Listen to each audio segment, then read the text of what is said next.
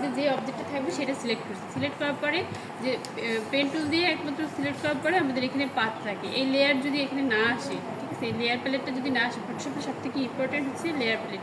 আমি যে কোনো কাজ করার জন্য লেয়ার প্লেট ধরে কাজ করতে হবে। যেমন আমি এটি কাটতে দিলাম, এটা মনে করেন আপনি যে উইন্ডোজটা নিলেন সেখানে এখানে নাই, যদি না আসে তাহলে F7 দেবেন, F7 দেবেন, তাহলে চলে আসবে। যদি একান্ত F7 এর কথা মনে না থাকে তাহলে উইন্ডোজ ওয়ার্ক স্পেস দেন রিসেট এসেনশিয়াল এটা দেবেন, তাহলে আপনার এই যে লেয়ার প্লেট সহ চলে আসবে। এই যে টুলসগুলো এভাবে থাকবে, এটা এভাবে দিলেই চলে আসবে। বুঝতে পারছেন? তারপরে পেন টুল দিয়ে সিলেকশন করার পরে এখানে দেখেন লেয়ার আছে, চ্যানেল আছে, আর আছে কি পাথ। আমাদের এখানে কি একটা পাথ লেয়ার সেভ করতে পারছি। তাহলে আমি পাথে ক্লিক করবো, দেখেন আমি যতটুকু সিলেক্ট করছি, যে সোফা যতটুকু সিলেক্ট করছি সেটার একটা ওয়ার্ক পাথ তৈরি হয়ে গেছে। এখন এখানে ডাবল ক্লিক করে আমি এটার নাম দেবো। যেমন এটা আমি কি সিলেক্ট করছি সোফা, তাহলে সোফা দিই CAFA। বুঝতে পারছেন এতটুকু? এই যে দিলাম।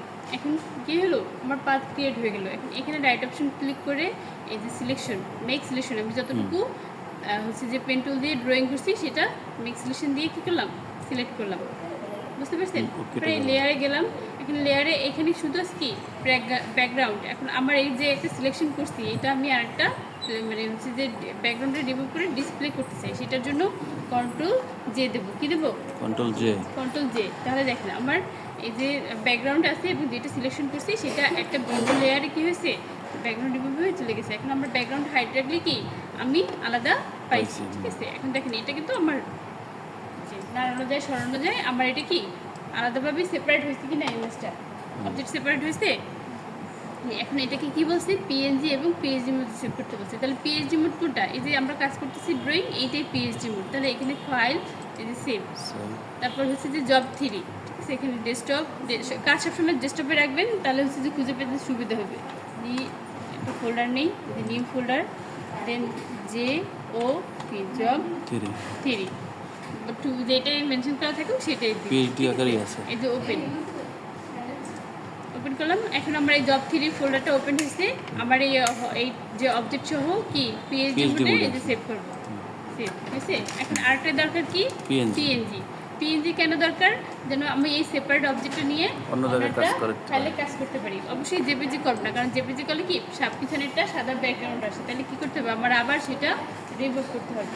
তাহলে আমি যে অবজেক্টটা সেপারেট করছি সেটা কী করবো, পিএনজি সেভ করবো। তাহলে ফাইল এই এক্সপোর্ট অ্যাজ দিয়ে কুইক পিএনজিও করতে পারি, অথবা এটা অনেক সময় পিএনজিতে ঝামেলা করে নিতে চায় না, যদি একান্তই নিতে না চায় তাহলে সেভ অ্যাজে কপি দেবো, এখান থেকে এটার প্যাটার্নটা চেঞ্জ করে দেবো। দেখেন পিএনজি দুইভাবে সেভ করবো, যদি ওইভাবে আমাদের সেভ না হয় কোনো কারণে, তাহলে হচ্ছে যে এখান থেকে পিএনজিতে সেভ করবো। এখানে দিলেও পিএনজি মোডে সেভ করতে পারবো।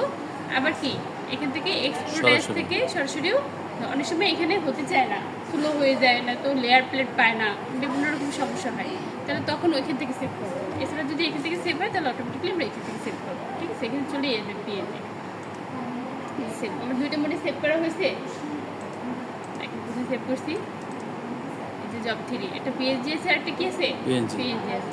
এরপরে আমরা হয়েছে কমপ্লিট।